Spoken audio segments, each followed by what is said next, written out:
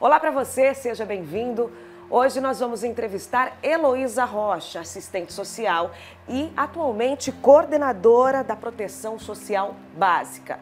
O nosso tema dessa entrevista é sobre violência e abuso sexual contra crianças e adolescentes.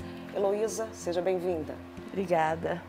Lembrando que nesse mês de maio, o Brasil se volta para esse tema, da violência e do abuso contra crianças e adolescentes. É muito importante a gente falar um pouco, sobre a temática, que envolve aí criança e adolescente.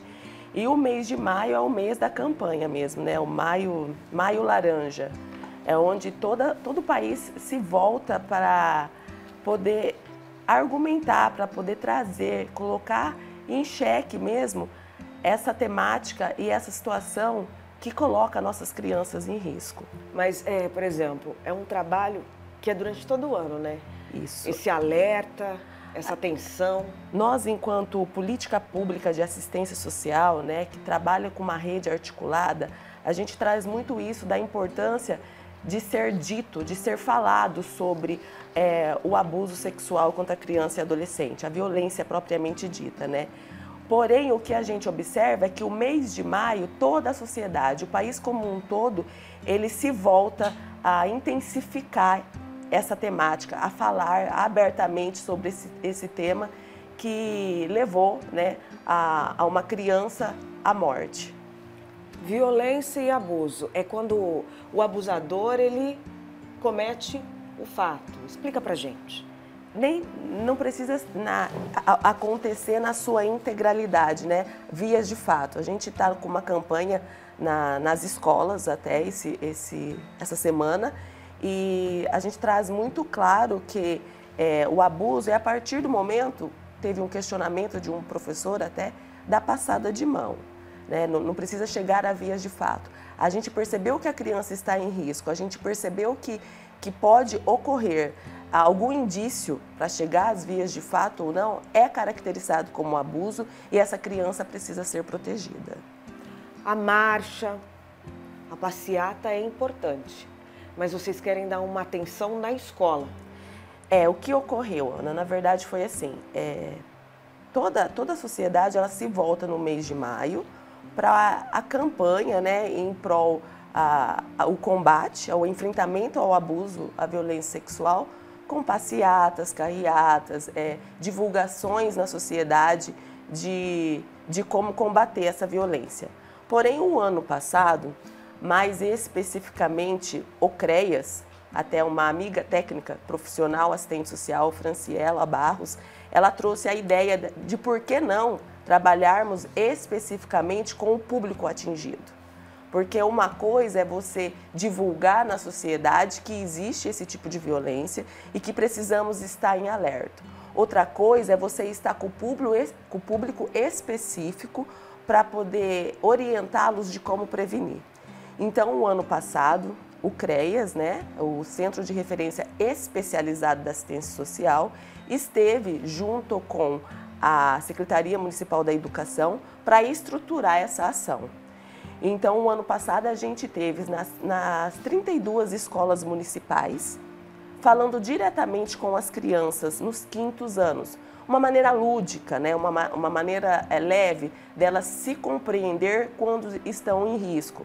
Foi dito ali sobre toque bom, toque ruim, quando dizer não, em quem confiar, quem é sua rede de proteção, e isso obteve êxito. Assistem caso? Assistem caso.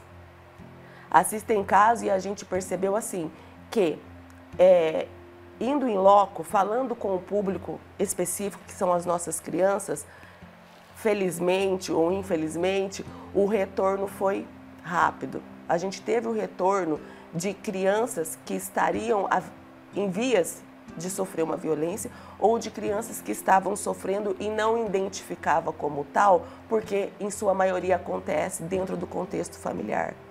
Então, a ação diretamente com o público atendido obteve êxito. Aí como que é o trabalho de vocês quando vocês detectam que ali existe um alerta? Vocês vão até a casa, conversa com essa mãe, tem algum contato com a família? Como que os profissionais lidam nesse caso específico, assim? O trabalho, né, da assistência social em si, tanto o CRAS quanto o CREAS, é fortalecer a família. Então, a partir do momento que a gente identifica uma situação de suposto abuso ou abuso sexual, a função da assistência social é fortalecer essa família na proteção. A partir do momento que se tem a denúncia, que chega até nós, que uma criança está sofrendo a violência ou pode vir a sofrer, é realizado um trabalho de acompanhamento, encaminhamento e articulação com a rede. É uma rede de atendimento. A criança, ela não é público da política pública da assistência social. A criança, ela é público de toda a rede de atendimento.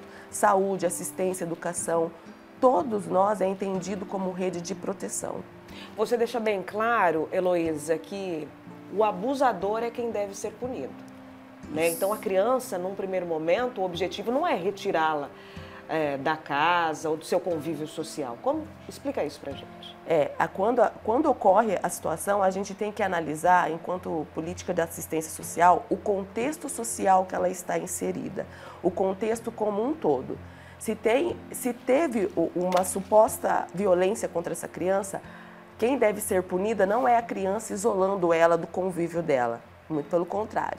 Quem deve ser punido até que as competências técnicas, que seria a delegacia, né, o investigador, tenha a concretude dos fatos, quem deve ter saído de cena, a gente diz, é o suposto abusador.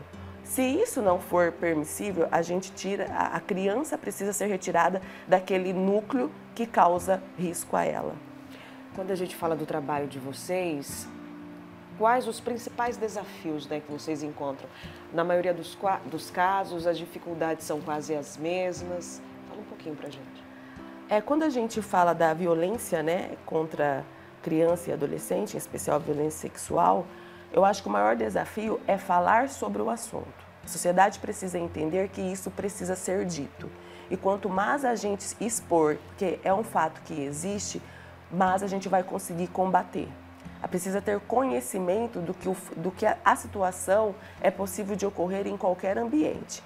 Então, falar sobre a educação sexual com nossos filhos, com nossas crianças, é muito importante. Esse é o desafio, porque tem aquele tabu de que criança não pode entender um pouquinho o que é parte íntima, né? O que é o abuso sexual, e não, elas precisam saber para elas poderem elas mesmas se proteger. Sinais de alerta. Isolamento. Engraçado você fazer essa pergunta. Essa semana a gente encerrou as ações nas escolas, né? Sim. E aí os professores, eles têm muita competência técnica para analisar isso. Eu falo que eles são nossos leques de informações, porque eles estão com a criança o tempo todo. Nós, assistência social, trabalha com a família como um todo. Então não tem esse contato direto. E eles observam o isolamento, a agressividade, o medo. Muitas vezes a sexualidade ativa, aguçada, sabe? São uns sinais que também os pais, quem ele convive com as crianças, pode observar. Às vezes nem percebem, né? Quando um professor ele tem esse sinal de alerta com um determinado aluno, qual que é a atitude dele? Ele vai falar com a família ou ele já procura vocês? O professor, é legal você trazer essa ideia que assim, a CIS, ela tem uma rede de proteção muito ativa. E hoje a gente está com a Rede Ninho. O que é a Rede Ninho? A Rede Ninho são profissionais atuantes, né, nos equipamentos públicos de formação superior, assistentes sociais, psicólogos, enfermeiros. Ele é composto por toda uma rede.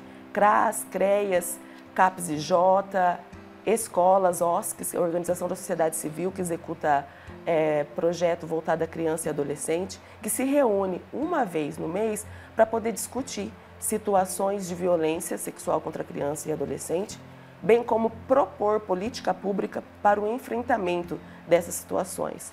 E esse ano, a gente deu um passo muito grande com a efetivação, né, com o lançamento do protocolo de atendimento a vítimas de violência sexual. Então, assim, hoje todas as escolas, todos os equipamentos têm conhecimento desse fluxo.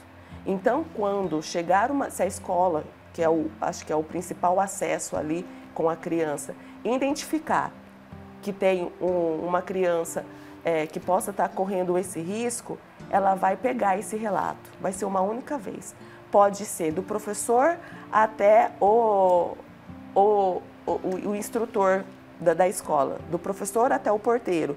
A criança sentiu a liberdade de falar o que está ocorrendo com ela, ele vai relatar uma única vez. E esse relato vai percorrer pelos serviços de proteção, CREAS, delegacia, CAPS, que vai acolher essa criança para poder entender qual é a situação por ela vivida. Qual o objetivo desse fluxo? De não revitimizar mais a criança. A criança vai falar uma única vez. Isso chama revelação espontânea. É esse documento que vai dar o norte para proteger essa criança. Heloísa, você fala muito sobre políticas públicas. O que você acha que ainda deve ser feito? O que você acha que o governo, vamos falar no âmbito federal, tem que prestar mais atenção, tem que investir em profissional, tem que investir em estruturas de acolhimento? Sim, acho que nós estamos aí há anos-luz do que realmente precisa ser para ter uma eficiência nesse acolhimento de criança e adolescente. A gente tem a ideia de fazer um plano de atendimento municipal à criança e adolescente, não especificamente a que sofre violência sexual. Mas se a gente tiver essa prevenção, talvez não ocorra esse fato. Então a gente precisa de projetos, programas sociais que atendam as nossas crianças dentro da realidade atual, porque o mundo evolui, né? As crianças de hoje não é mais as crianças de antigamente. Tem um outro viés, um outro patamar, são crianças mais, a gente fala que são crianças mais para frente, que já tem mais entendimento. Mudou aquela lógica da brincadeira de queimada para uma lógica tecnológica de celular, né? Entendi. Então a gente precisa de implantação de políticas públicas que previnem situações de risco. E isso eu falo também em âmbito federal, que ainda assim, quando a gente traz para a assistência social, por exemplo, ela se redesenhou bastante. A assistência social, a PNAS em 2004, ela reformulou os serviços da assistência social, trazendo a assistência social como objetivo maior trabalhar a matricialidade sociofamiliar, o núcleo onde essa criança está inserida. Fortalecer essa família para a sua autonomia. Seus membros, que a gente chama de ciclos de vida, vão estar referenciados nos serviços de convivência, que é para criança e adolescente, que no nosso município é executado pelas OSCs, a Organização da Sociedade Civil. E aí tem serviços de convivência para criança e adolescente, para adultos, para idosos. Então, a assistência social em si fortalece essa família para ela cuidar dos seus membros. E os seus membros, a gente chama, está inseridos nos serviços de convivência que veio intitulado na tipificação de 2009.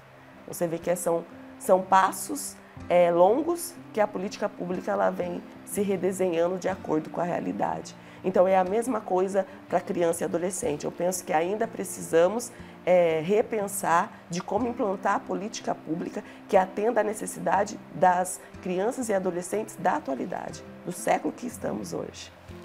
A gente percebe, muitos municípios ainda estão muito, a gente pode dizer, atrasados em relação a essa pauta.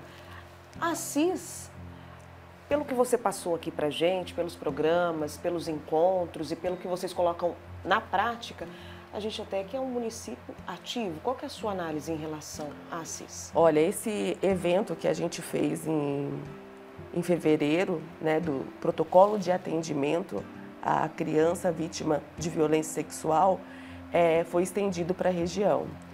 E os municípios, muitos deles regionais aqui, pediram, né, nosso respaldo no sentido de orientá-los de como também inserir esse método de trabalho no município deles. A gente ficou entendido como referência, porque a questão da violência sexual é uma questão difícil de ser lidada. Não é fácil, eu falo enquanto técnica que atuei por um período no CREAS, de atender uma criança quando ela que sofreu esse tipo de abuso.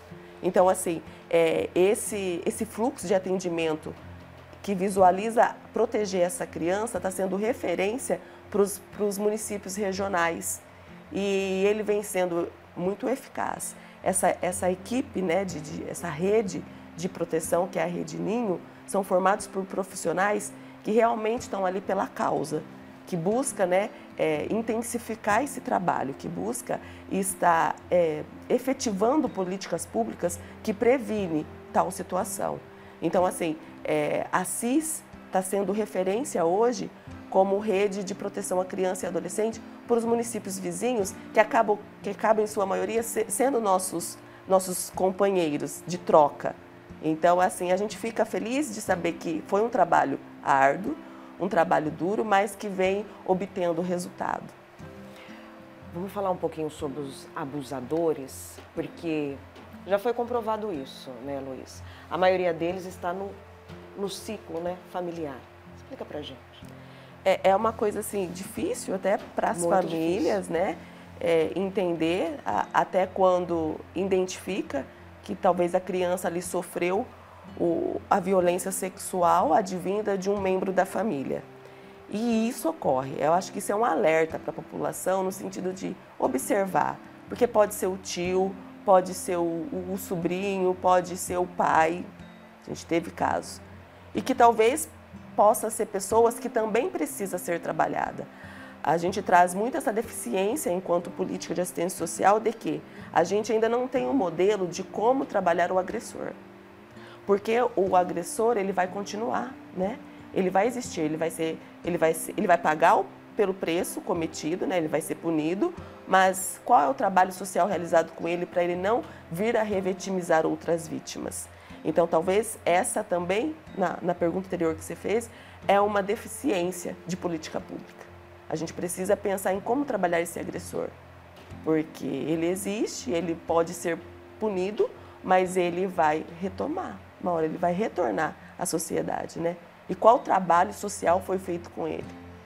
Então, assim, quando é o contexto familiar que a criança está inserido, isso é muito claro para as famílias quando a gente acolhe. É um risco.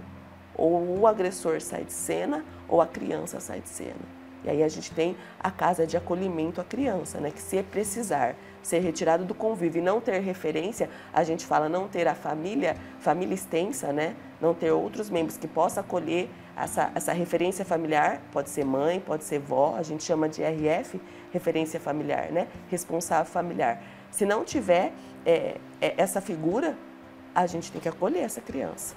Agora, se tiver, a gente busca, porque o acolhimento também é uma forma de punição.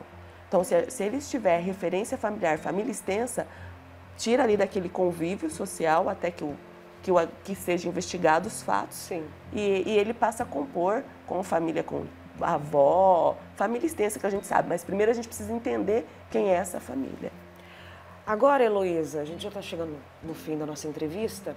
Entretanto, uma família que está assistindo a gente agora e percebe, detecta esses sinais, o que ela tem que fazer? Onde ela tem que procurar ajuda? A gente fala muito sobre os territórios. E a política pública de assistência social, ela redesenhou a assistência que vinha lá com caráter assistencialista, né? Quando trouxe que era uma política pública, e é uma política pública para quem dela necessitar. Hoje nós temos os CRAS nos territórios, justamente por isso, para atender a família que está ali próxima, para ela poder se sentir acolhida. Então, dentro da assistência social, os CRAS é a porta de entrada. A gente chama de primeira instância. E ali, qualquer dúvida que a família tiver, tem profissionais. Tem profissionais capacitados para acolher, atender a demanda dela e encaminhar para as especificidades específicas, né? O que essa família precisa. Então, assim, eu sempre oriento, tem dúvida? O CRAS está ali, do lado da sua casa, está no seu território. Procura o CRAS, esclarece o que está acontecendo, tire as suas dúvidas, que ela vai ser acolhida. Os CRAS no território é justamente o objetivo de estar próximo da família. Se a família está em situações vulneráveis, o CRAS vai estar ali para acolher ela, orientar ela e encaminhar, fazer as orientações cabíveis dentro da demanda que ela apresenta. Então, é para aquele que dela necessitar.